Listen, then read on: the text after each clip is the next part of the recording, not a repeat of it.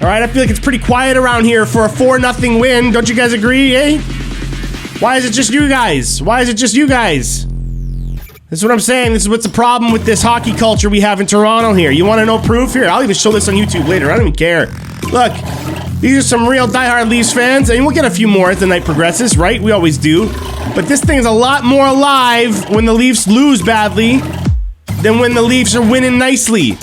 So that tells you a lot about Leafs fans as a whole, right? Leafs fans. I'm telling you, why is it so quiet when we win? So quiet when we win.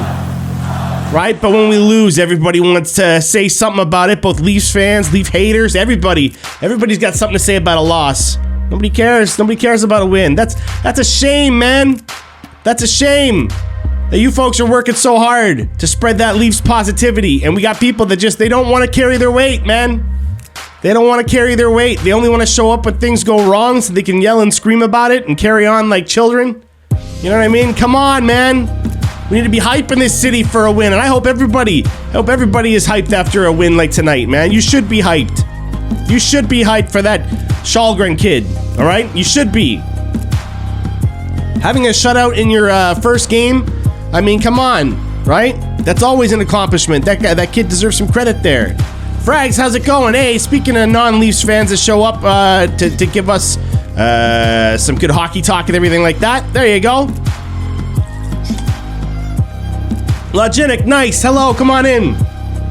Well, listen, man, I'm telling you. If you want to know what's going to happen next, okay? If you want to know what's going to happen next, just go back and watch my videos from a year from now, all right? A year ago. Like, to the week, pretty much. It might not be the exact day because of how the schedule worked out, but I'm telling you, it's been creepy. It's been creepy how similar it has gone. All right? Especially with this goaltending situation. So, do I hope Kallgren's the real deal? Of course. Guys, look, I say these things all the time. If someone shows up and they're the next Patrick Waugh, I mean, if you can know that from how they play, by all means, steal that net, never look back, give them the net, give them the starting position. I don't care if it's Kallgren, Campbell, anybody. I don't care. Bottom line is, it's a hockey team, and if you're winning games, you know what I mean? You're getting the job done. So if we get a goalie like Kallgren come up and all of a sudden go on an absolute tear, where he's the most talented goalie anyone has ever seen, then fine, play him. Play him. But if you're just saying stuff that's nice about him right now, because you're just so frustrated with the situation, then you're doing bad by this kid. All right, Nick, Ovechkin. Thanks for the follow.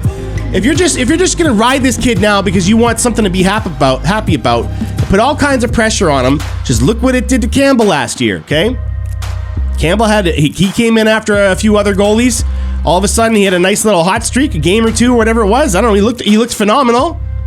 And I was a little skeptical, and I was taking a step back and going, let's just wait and see what this kid has to offer before we start handing him the crown. And then sure enough, within a few games, he also had a tank of a game. And in one loss, all the people that were praising Campbell back then for being the savior of this team abandoned him too. You know? Now, luckily for Campbell, he was awesome enough that he actually had like a bit of a run, got himself back into it, and very quickly got a lot of momentum back, and people were right back on board with him. But do you see what I'm saying? How volatile is that situation where a city just completely like turns their back on you one instant, and then all of a sudden the next guy's the greatest thing they've ever seen? So just be careful with all this Kallgren stuff. That's all I'm saying. Did he look good? Yeah, 100%. 100%. All right? He did look good. We want him to look good. I am not denying that. But keep in mind as well, too, the Leafs played different in front of him. All right? They played different in front of him. They played with a greater sense of urgency because they want to be able to get the kid through his first start. That kind of stuff is an intangible that has a reaction to everybody else on the team. You can't simulate that with Campbell. Campbell's already been there. You can't simulate that with Mrazek. Mrazek's already been there. You know what I mean? It's a natural intangible that's going to affect some of these players. They're going to go harder to protect this kid. The problem comes when they start getting comfortable again. You know what I mean? When the honeymoon phase is over and the Leafs get comfortable with whoever's back there again, right? Are they going to start slipping defensively, or are they going to play with the same level of urgency that they played with tonight? That's all it is. If they can be consistent in front of their goalies will have an easier time. And you know what? The ones you think are good might actually be good. And the ones you think are bad might actually be the bad ones. But at least we will know for sure. We will know for sure. But to me, it's too coincidental that this storyline keeps happening with goalies so many times in the past 3-4 years. It's incredible. All right? It's too freaky that it keeps happening, and yet it's the goalie's fault. How many goalies do we have to go through before we stop looking to them and start taking responsibility for what's happening in front of the net? You know? So that's all I'm saying. Look at my videos from a year ago. Go back, have yourself some fun. Maybe I'll put a link down below and something. I don't know how I do that. But I'll figure out some way to show you guys some of the old clips. I've been trying on Instagram. It's hilarious how similar it's all going. New names, same old story. I don't know. It's a shame too, because like, if we weren't so emotional about everything, right, in Toronto, if we weren't so emotional about every last little up and down, we might be able to enjoy some really awesome things, right? Like the Leafs goals tonight were pretty awesome. How about that Sandin goal, right? Holy jeez. The amount of crisp passes that happened before he went in to take that shot. And even then, the shot that he pulled. Sharp angle, tries to put it in front. Low, far side post. Just a quick bang bang, try to outmatch the goalie. You know what I mean? Outwit him a little bit. Be a little bit quicker to the thought. And that's all it took. And a beautiful goal happened. I love that first goal. That's hockey to me. Those are the ones that if those kind of goals were happening against our goaltenders, you know what I mean? I would say that, like, okay, maybe you could start blaming the goalies. Because maybe the goalies need to be a little bit better. The defense did everything possible, and they still got a crazy shot, and they still put it in. Right? But we don't get those ones. We don't get guys dancing through a bunch of guys and then getting scored on. We get one goofball standing in front of the net with all kinds of time on his hands to scoop in a rebound. Again and again and again. So, I thought our first goal was awesome. The second is just a basic tip, and you know what? There you go. That's an example of teams like Dallas being guilty of the same things, right?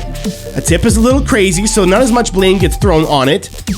But defensively, though, you should be tying up a guy so that he's not able to tip stuff or get hit by the puck or whatever. You're trying to clear them out of the shooting lane, right? You want your goalie to be able to see. So as a defensive player, whether you're a forward or defenseman, if you don't have the puck, your job is to try and clear the bodies out of the way so that the goalie has a nice line of sight on the puck. Wherever the puck may go, that's essentially the goal you're trying to provide.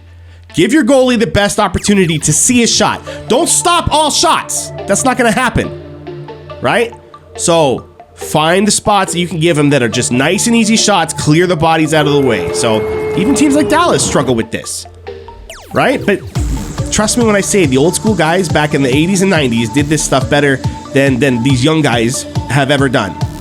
And they didn't need a lot of skill to do it. And guess what? It's still legal. We're not talking about that clutching and grabbing and hooking stuff that's going to get you 2 minutes today. We're talking about legal plays that other teams do quite fine.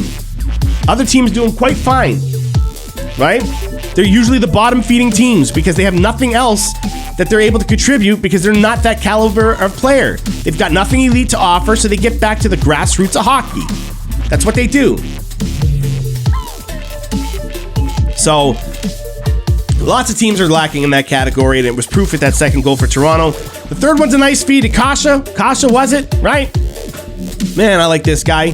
Nice and cheap, too, right? So, more players we have like that could score just to get us through the games where the big boys don't score so much. That's all you want.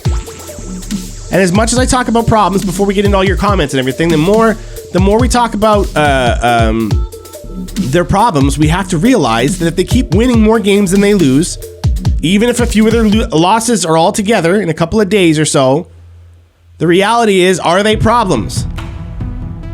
That's the big question, isn't it? Right? So I'm hoping that the Leafs win with the strategies that they want, even though I think they're horrible strategies.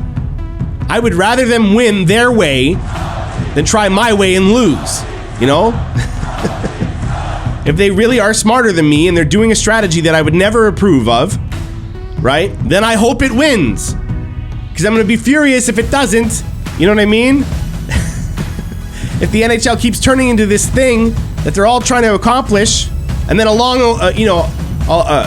one day a team comes along that plays my style and then wins, and it's not the Leafs, I'm going to be upset then. You know what I mean? Then I really will be upset, because it'll be like, I told y'all a team needs to play like this to win. And then they do. But so far right now, the only example is Tampa, and they're a high-flying offense team too, man. I know they're better defensively, I know that, but like realistically though, Tampa really tries to be just like Toronto. Toronto tries to be like Tampa. They are that new generation of team. It's just that's like the opposite ends of the spectrum there, you know? I don't know, guys. So let me get into what you guys are saying now, right? I've rambled enough. I don't think I have anything more to add other than like talking to you guys and see what other cool things you have to say. So thank you very much for coming along for the ride. Make sure you're following along. Make sure you're subscribing when you can. Make sure you're hitting up the YouTube for a free subscription there. I mean, come on, you just click a thing, and then YouTube helps me make money. You don't even have to be a huge fan. Just click it. You can still come here, and you're helping out. All right? Follow me on Instagram.